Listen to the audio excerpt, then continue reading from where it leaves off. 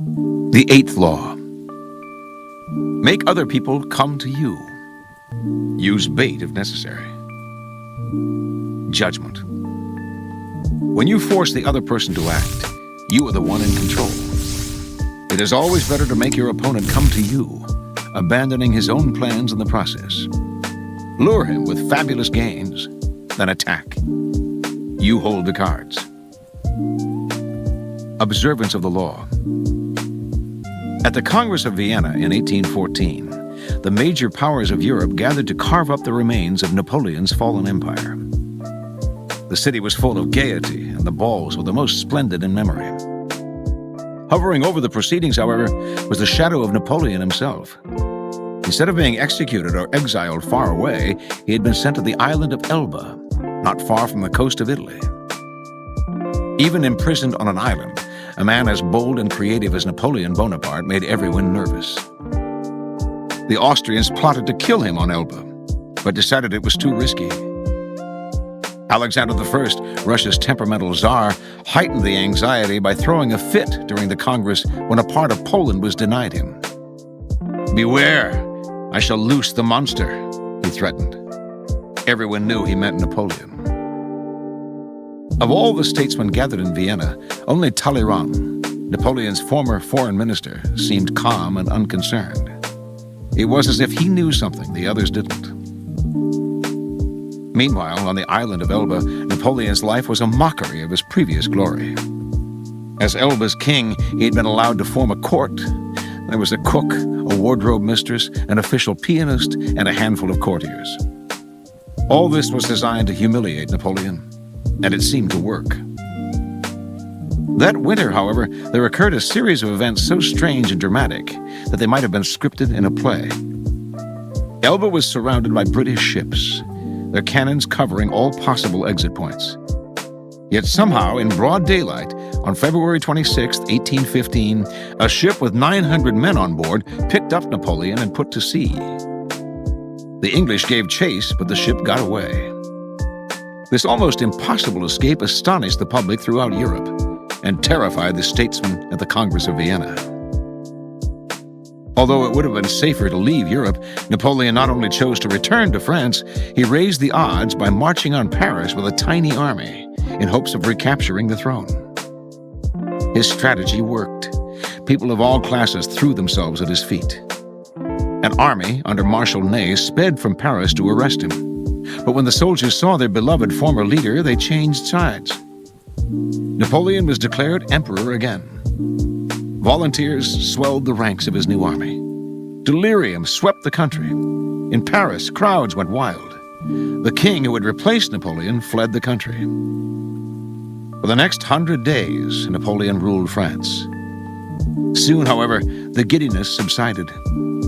France was bankrupt, its resources nearly exhausted, and there was little Napoleon could do about this. At the Battle of Waterloo, in June of that year, he was finally defeated for good. This time, his enemies had learned their lesson. They exiled him to the barren island of St. Helena off the west coast of Africa. There, he had no more hope of escape. Interpretation. Only years later did the facts of Napoleon's dramatic escape from Elba come to light. Before he decided to attempt this bold move, visitors to his court had told him that he was more popular in France than ever, and that the country would embrace him again. One of these visitors was Austria's General Koller, who convinced Napoleon that if he escaped, the European powers, England included, would welcome him back into power. Napoleon was tipped off that the English would let him go, and indeed his escape occurred in the middle of the afternoon, in full view of English spyglasses. What Napoleon did not know was that there was a man behind it all, pulling the strings, and that this man was his former minister, Talleyrand. And Talleyrand was doing all this not to bring back the glory days, but to crush Napoleon once and for all. Considering the emperor's ambition unsettling to Europe's stability, he had turned against him long ago. When Napoleon was exiled to Elba, Talleyrand had protested. Napoleon should have been sent farther away, he argued, or Europe would never have peace. But no one listened. Instead of pushing his opinion, Talleyrand bided his time. Working quietly, he eventually won over Castlereagh and Metternich, the foreign ministers of England and Austria. Together, these men baited Napoleon into escaping. Even Collar's visit, to whisper the promise of glory in the exile's ear, was part of the plan. Like a master card player, Talleyrand figured everything out in advance. He knew Napoleon would fall into the trap he had set. He also foresaw that Napoleon would lead the country into a war, which, given France's weakened condition, could only last a few months. One diplomat in Vienna who understood that Talleyrand was behind it all said, "He has set the house ablaze in order to save it from the plague." As Otto von Bismarck said, "When I have laid bait for deer, I don't shoot at the first doe that comes to sniff, but wait until the whole herd is gathered round." Keys to power. How many times has this scenario played itself out in history? An aggressive leader initiates a series of bold moves that begin by bringing him much power. Slowly, however, his power reaches a peak and soon everything turns against him. His numerous enemies band together. Trying to maintain his power, he exhausts himself, going in this direction and that, and inevitably, he collapses. The reason for this pattern is that the aggressive person is rarely in full control. He cannot see more than a couple of moves ahead, cannot see the consequences of this bold move or that one. Because he is constantly being forced to react to the moves of his ever-growing host of enemies and to the unforeseen consequences of his own rash actions, his aggressive energy is turned against him. In the realm of power, you must ask yourself, what is the point of chasing here and there, trying to solve problems and defeat my enemies if I never feel in control? Why am I always having to react to events instead of directing them? The answer is simple. Your idea of power is wrong. You have mistaken aggressive action for effective action. And most often, the most effective action is to stay back, keep calm, and let others be frustrated by the traps you lay for them. Playing for long-term power rather than quick victory. Remember, the essence of power is the ability to keep the initiative, to get others to react to your moves, to keep your opponent and those around you on the defensive. When you make other people come to you, you suddenly become the one controlling the situation. And the one who has control has power. Two things must happen to place you in this position. You yourself must learn to master your emotions and never to be influenced by anger. Meanwhile, however, you must play on people's natural tendency to react angrily when pushed and baited. In the long run, the ability to make others come to you is a weapon far more powerful than any tool of aggression. Study how Talleyrand, the master of the art, performed this delicate trick. First, he overcame the urge to try to convince his fellow statesmen that they needed to banish Napoleon far away. It is only natural to want to persuade people by pleading your case, imposing your will with words. But this often turns against you. Few of Talleyrand's contemporaries believed Napoleon was still a threat, so that if he had spent a lot of energy trying to convince them, he would only have made himself look foolish. Instead, he held his tongue and his emotions in check. Most important of all, he laid Napoleon a sweet and irresistible trap. He knew the man's weakness, his impetuosity, his need for glory and the love of the masses, and he played all this to perfection. When Napoleon went for the bait, there was no danger that he might succeed and turn the tables on Talleyrand, who better than anyone knew France's depleted state. And even had Napoleon been able to overcome these difficulties, the likelihood of his success would have been greater were he able to choose his time and place of action. By setting the proper trap, Talleyrand took the time and place into his own hands. All of us have only so much energy, and there is a moment when our energies are at their peak. When you make the other person come to you, he wears himself out, wasting his energy on the trip. In the year 1905, Russia and Japan were at war. The Japanese had only recently begun to modernize their warships, so that the Russians had a stronger navy. But by spreading false information, the Japanese Marshal Togo Heihatsuro baited the Russians into leaving their docks in the Baltic Sea. making them believe they could wipe out the Japanese fleet in one swift attack. The Russian fleet could not reach Japan by the quickest route, through the Strait of Gibraltar and then the Suez Canal into the Indian Ocean, because these were controlled by the British, and Japan was an ally of Great Britain. They had to go around the Cape of Good Hope at the southern tip of Africa, adding over more than 6,000 miles to the voyage. Once the fleet passed the Cape, the Japanese spread another false story. They were sailing to launch a counterattack. So the Russians made the entire journey to Japan on combat alert.